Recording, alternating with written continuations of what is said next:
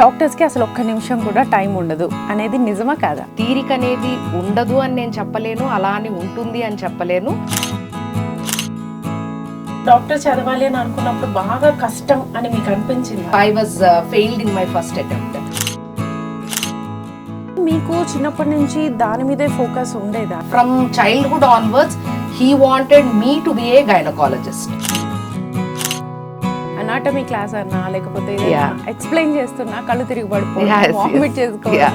I never had that kind of experience. ఒక్కసారి కూడా జరగలేదు. డాక్టర్స్ అనగానే అర్జున్ రెడ్డి మూవీలో లాగా ఫన్ గా ఉంటారు, అలానే ఉంటుంది అంతే.